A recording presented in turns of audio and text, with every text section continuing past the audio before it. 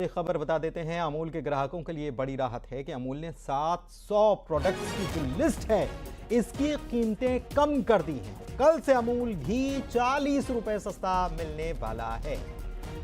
40 रुपए सस्ता मिलेगा घी, और बटर, आइसक्रीम, बेकरी प्रोडक्ट्स की कीमतें भी घट गई हैं। ग्राहकों को जीएसटी दरों की कटौती का फायदा होगा और अमूल की घटी हुई कीमतें 22 सितंबर से लागू हो जाने वाली हैं।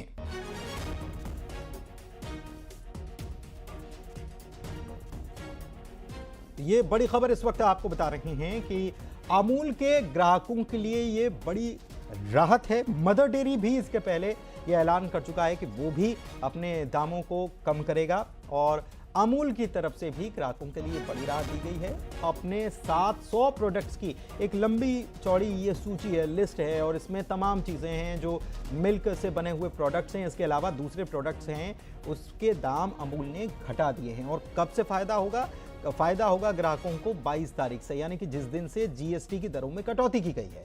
तो अमूल का घी आप ले लीजिए, वो भी 40 रुपये सस्ता होगा। इसके अलावा अमूल बटर का इस्तेमाल करते हैं, चीज़ का इस्तेमाल करते हैं, आइसक्रीम का इस्तेमाल करते हैं, अमूल के बेकरी प्रोडक्ट्स हैं, ये तमाम चीज़ें जो हैं, अमूल का कर्ड है, अमूल का दूध है, तो बहुत सारी चीज़ें हैं, एक लंबी चौड़ी लिस्ट है। और ग्राहकों को जीएसटी दरों में जो कटौती हुई है इसका लाभ मिलेगा। हालांकि सरकार की तरफ से भी ये कहा गया है कि ये मैन्युफैक्चरर्स के लिए नहीं है, ये फ़ायदा जो है ये आम ग्राहकों के लिए। तो अमूल की घटी कीमतें 22 सितंबर से, जब से जीएसटी लागू हो रहा है, नया जीएसटी लागू हो रहा है, तब से ही ये लागू होंगी।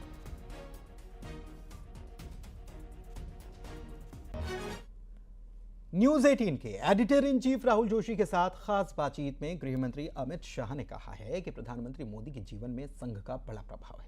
संघ के अनुशासन ने ही पीएम मोदी को ग्लोबल लीडर बनाया है। 75 साल का संघर्ष संघ का संस्कार ही है। स्वाभाविक सी बात है, जब विजन भी बड़ा है, एग्जीक्यूशन भी इतना बढ़िया है, तो टफ टास्क मास्टर भी रहे होंगे। तो कोई कुछ किस्सा सुनाइए जहां पे। ऐसे तो ढेर सारे किस्से आपको सब जगह मिल जाएंगे जी। मोदी जी हिसाब किताब कठोरता से लेते हैं, इसके कारण बहुत नाराजगी भी है।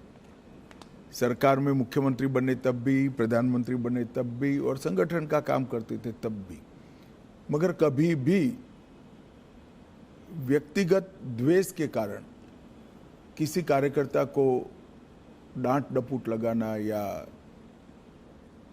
सार्वजनिक रूप से उसको अपमानित करना, ऐसा मैंने नहीं देखा। डांटने का या टोकने का जो भी कारण था उसमें सूचिता थी, उसमें शिस्त थी और उसमें सिद्धांत था। सूचिता, शिस्त और सिद्धांत, तीनों चीज़ों के लिए ही कठोरता मैंने देखी है। मगर हाँ, एक प्रकार से अगर ब्रॉड एनालिसिस करना चाहेंगे तो कह सकते हैं वो बहुत टफ टास्क मास्टर है। आप कह रहे हैं आपने सबसे ज़्यादा उनके संग काम किया है, थोड़ा सा बताएं उनके आरएसएस का प्रभाव उनके ऊपर। आरएसएस के प्रचारक थे, उसको कैसे उनको शेप किया आरएसएस की थिंकिंग ने? आप भी उसके प्रचारक रहे हैं। आरएसएस के संपर्क में मैं प्रचारक नहीं रहा कभी, मैं संघ का स्वयंसेवक रहा। आरएसएस के संपर्क में जो भी आता है, संघ के संपर्क में आता है, उस पर संघ का प्रभाव निश्चित रूप से ही पड़े बगैर रह ही नहीं सकता। आज नरेंद्र मोदी जी जाने जाते हैं कैसे नेता के रूप में जिसके लिए देश सबसे प्रथम है, उसके बाद पार्टी है, उसके बाद पार्टी के कार्यकर्ता है। ये जो राष्ट्र प्रथम का पूरा इतना लंबा कालखंड 75 साल का जो दिखाई पड़ता है, मैं मानता हूँ वो संघ के ही संस्कार है। और संघ के संस्कारों को लंबे डिसिप्लिन जीवन के तहत उन्होंने अपनी प्रकृति में बदला है।